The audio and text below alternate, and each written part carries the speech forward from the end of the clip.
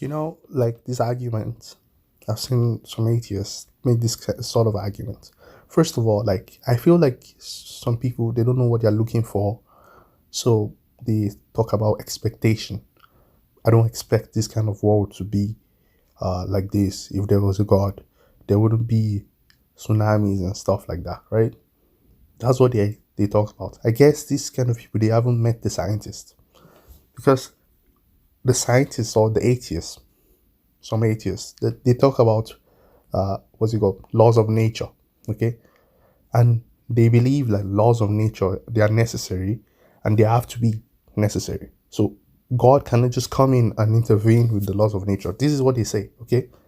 So somehow they ask for one thing, like, God should have intervened there.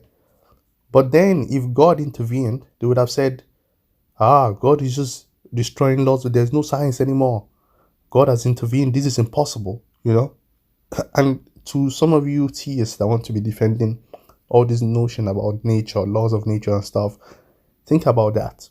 Because if God were to intervene, which we believe God can do, but he decides what he has free will, God wills whatever he wants, okay?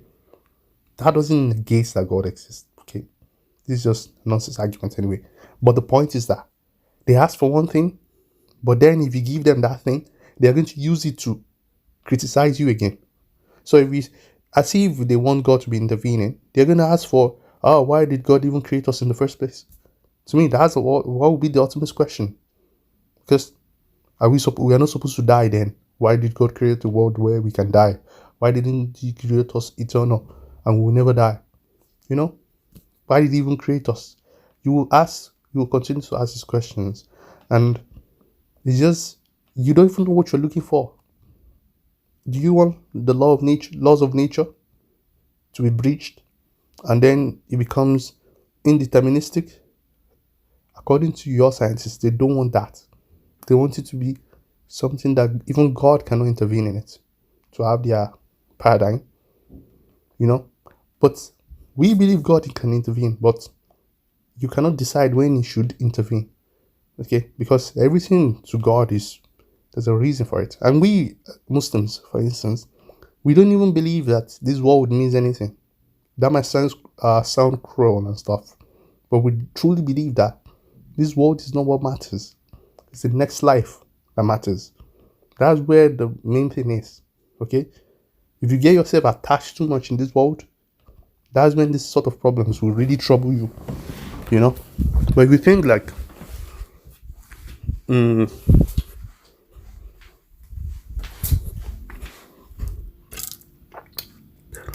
you think about it, like, God decides everything ultimately, okay? We are not arguing like, do you like this kind of God? Maybe you don't like that kind of God, but it doesn't mean God does not exist. You get, like, your argument about, and you can even go deeper than that, guys. We can ask questions about what do you even define as good and evil and stuff. It sounds too easy. Many people think it's easy to just talk about, this is not good, So if the normal argument from the teleologist or the scientist will be that there's determinism in nature, okay? So A causes B and B causes C. Necessarily, you cannot have it another way. So that tsunami that you're talking about, even in your paradigm, it was already predetermined. It's just necessary from the laws of nature. It's necessary. It has to be like that. So how do you make judgments in that kind of paradigm? From your own paradigm, you cannot make judgments, because even if God were not to exist, would tsunamis be evil? Okay, so that means those concepts, they will have to go as well. All those value judgments, they would have to go, because they were postulated in the notion that there was a God. So if there is no God, then tsunamis are neutral. I will not say good. Tsunamis, whatever happens, it's just science. It's basically science. You dying and all of that is science. It's necessary. There is no good, there's no evil. That's what will happen. So many people don't understand that other side of the story. If you move from uh say, I don't want to believe anymore, and then you jump to the other side, you think you're going to have anything to stand on. No. When you move to the other side, there's nothing there. It's empty. You can't say anything anymore. Okay? You can't say there's evil or there's good. Mm-mm. Those will be arbitrary stuff. All you will have is descriptive stuff. You only describe things. You cannot make judgments on them that, what's it called? Objective. So there are many things you're going to lose if you don't believe in a God. And if you believe in a God, you will still have some problems. Okay? Which, if you deal with them, it depends on how you deal with them anyway, because there are many people who believe in God. Okay? Obviously. But at least you have some kind of grounding to at least talk about these issues, about judgment, about stuff like that. You can still do that. That's consistent with your own paradigm. But if you move to the other side, you cannot talk about morality or evil or things like that anymore. Yeah? Because that was why you left in the first place. You left a religion because supposedly God is evil. You're not saying God doesn't exist. If you think that God is really evil, you're saying there exists a being, but this being is evil. That's what you're saying. You're not saying God. It doesn't mean God doesn't exist. Do you get? That's what you're saying, really. And there's even questions about, do these kind of concepts of evil and good, do they apply to God in the sense that we mostly understand it? Do they really apply to God? Do these kind of laws of morality, they apply to God and stuff? Many theists have argued against such kind of understanding.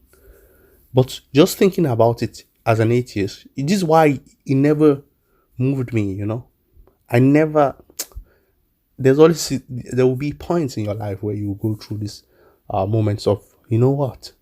It's too easy to become an atheist because you have nothing. Do you understand? What do you do? What do you say then? You become an atheist. So what? It's nothing to me. Then you can't join in discussion about good and evil anymore in a objective sense. Do you see? So be that we still believe in God, we have to explain this sense in some way, or we will do that. It doesn't mean we will say God does not exist because of that. So just wrapping this up, it just means that most atheists, they're just angry with God, or angry that things are not the way they want it to be, or the way they expect it, like you said. That is the main reason why they don't believe.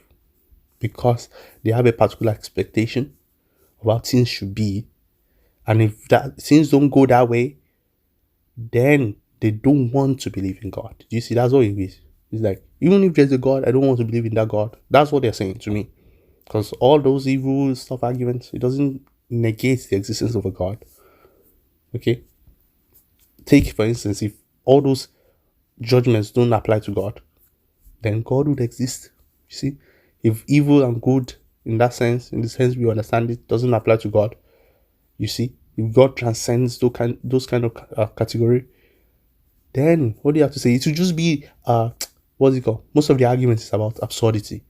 Reductio ad absurdum. Look at your kind of God. It's not even good or evil.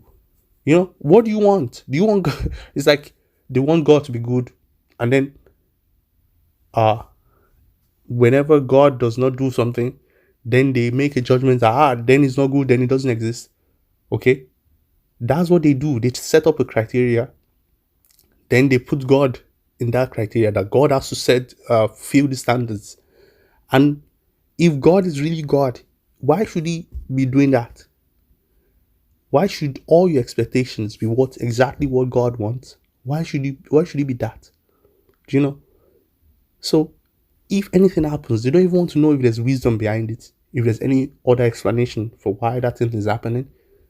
They will just explain it in an anthropomorphic way that evil has befallen us.